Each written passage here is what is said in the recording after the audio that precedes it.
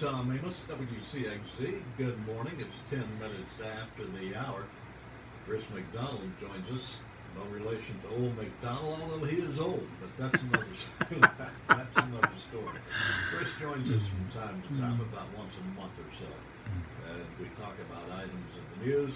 Chris is one of those individuals that has a well-rounded cache of information stored. He goes to it and digs it out and shares it with us from time to time. This morning we're going to talk about a number of things. One of which is the reliability of polls. I haven't seen too many that I would agree with anywhere. We'll talk about that a little bit later in the morning. We'll probably get around to talking about violence against police. But Chris sort of summed it up as the summer of discontent. Good morning, Chris. Welcome back. And we always enjoy talking with you, and always hear good things when you've been here. So you're going to have to come a little more often, and that way we'll continue hearing more and more good things. But it's been an interesting summer. We're still in the midst of it. It is waning down. School's going to be starting here in a few days. But how do you describe this particular year?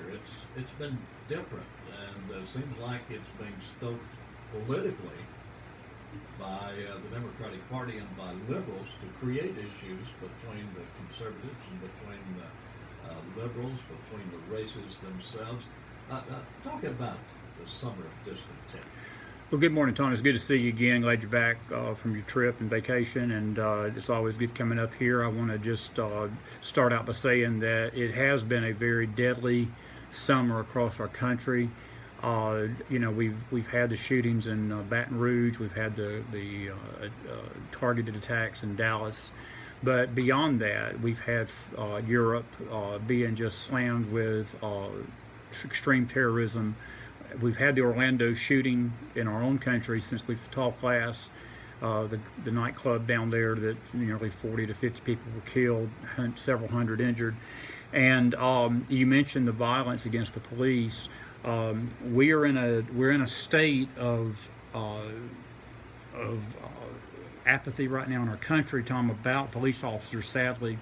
And each time we're here, we seem to come back to the very same topic, because there is a growing sentiment, sadly, out there in the public that the police are our enemies instead of our friends.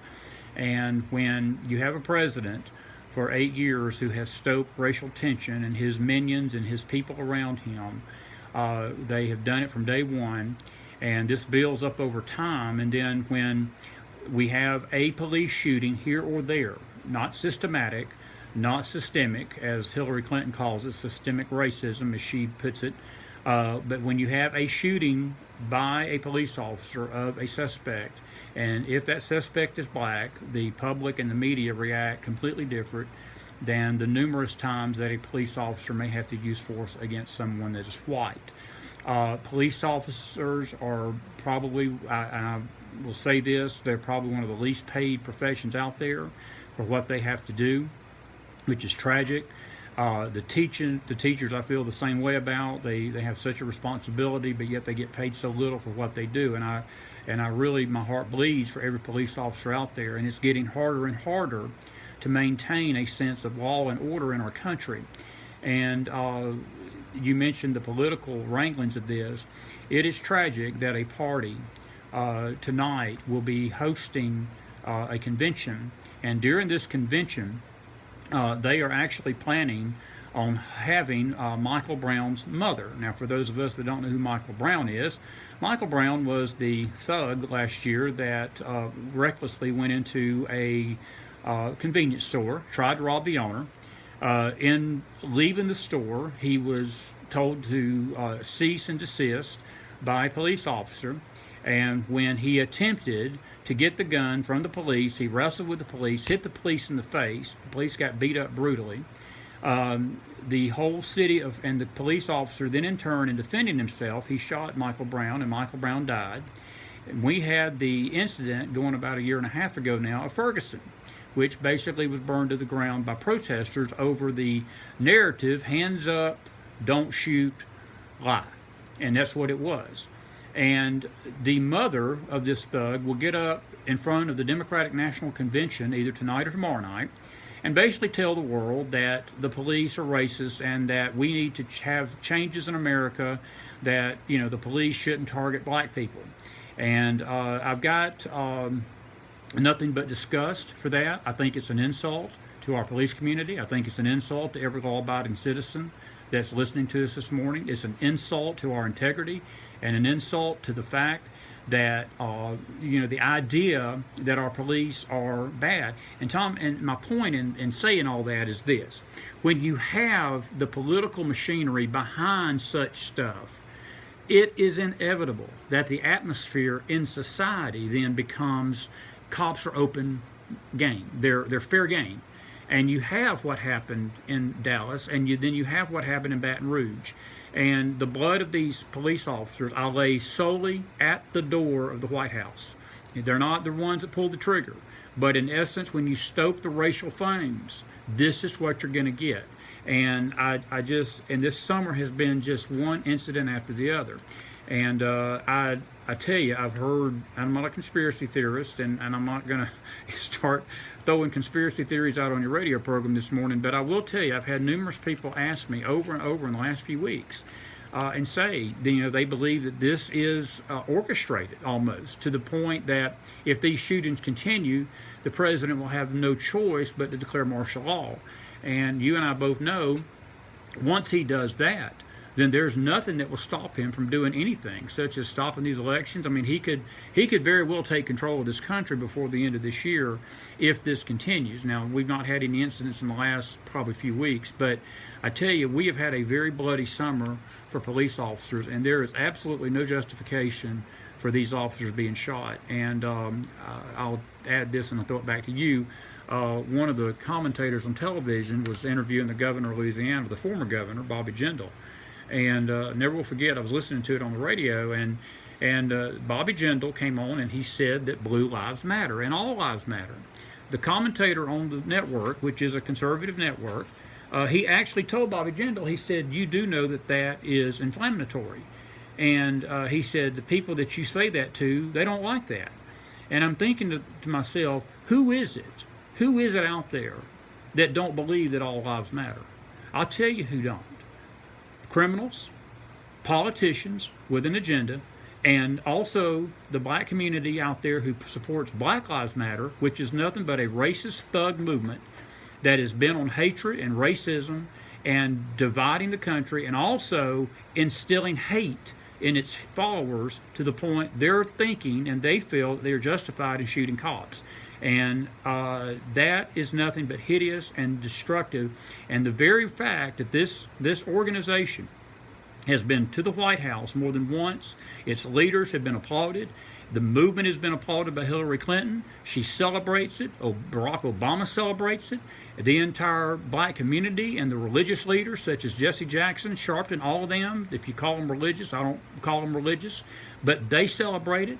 But they're celebrating a group of hate that is worse to me than the KKK could have ever been. The KKK is a hate group, but the Black Lives Matter is a hate group too.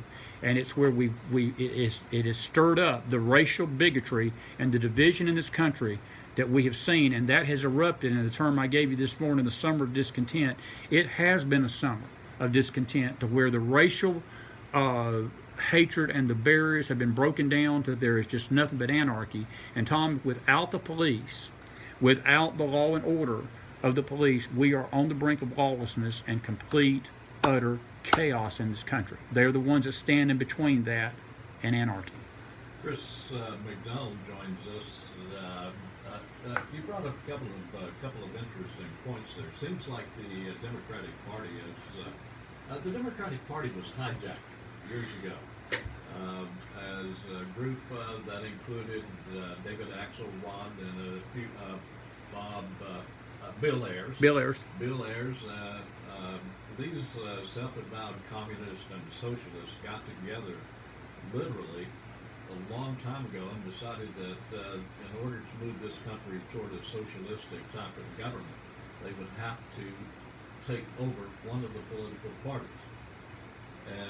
moved it so far left it would eventually become a socialist party. They decided against trying that, trying to take over and manipulate the Republican Party, that the Democratic Party would be the easiest hit in that direction, and we'd already seen George McGovern, we had seen Hubert Humphreys, we had seen those. So they did exactly that as they had planned. They have essentially taken over the Democratic Party that many of our parents belonged to, which was a strong conservative party that America was first, and the party of John F. Kennedy and others before him. So that's what essentially has happened to the Democratic Party. But Chris, you mentioned something there. The Democratic Party of today has adopted the thug culture, and race relationships under Barack Obama, which should have gotten better, exactly, are far worse exactly. than they have been since back in the 1940s, I think the race relations under Barack Obama is down to 180 and headed in the wrong direction. Tom, he has literally stoked every racial fire in this country since he's been in office. Every racial war, every destructive riot. You can go back to Ferguson. Look, I'll even throw Baltimore into this. Baltimore, the riots in Baltimore were stoked by a racist DA that brought charges against these officers. And some of those officers were black, some of them were white. But still, her basis for that charge, the basis for those indictments against those police officers was race baiting, because black leaders said they needed an answer. They needed somebody's head because the police did their job for Freddie Gray. And as of yesterday, or as of last week, every single officer in that Freddie Gray case, not one of them has been convicted. The judge has thrown out. The judge has even told the DA that these cases were nothing but a sham. And the media has, of course, been totally silent on that. But Baltimore went up in flames over a lie. Ferguson went up in flames over a lie. Every time that there's some kind of shooting, our president gets on television without even knowing the facts, never knows the facts, and he will stick his nose into these things. And then he sits back in his self-righteous indignation when cops are shot and says, I don't understand the motive of a shooter. When the guy in Dallas literally says, I wanted to kill white people, and I wanted to kill not just white people, but white police officers. And then our president smugly says, well, we just don't understand his motives. And that only tells me and you something that is like, you know, the commercial about Captain Obvious when he's in there and he says, I'm Captain Obvious. We need a Captain Obvious poster in front of Barack Obama's picture, because it is pretty obvious where his sentiments lie when he says things like that. And he has stoked every racial flame in this country, and then he wonders why cops have targets on their back. He has nobody to blame but himself. And I'm going to throw in Hillary Clinton into this conversation.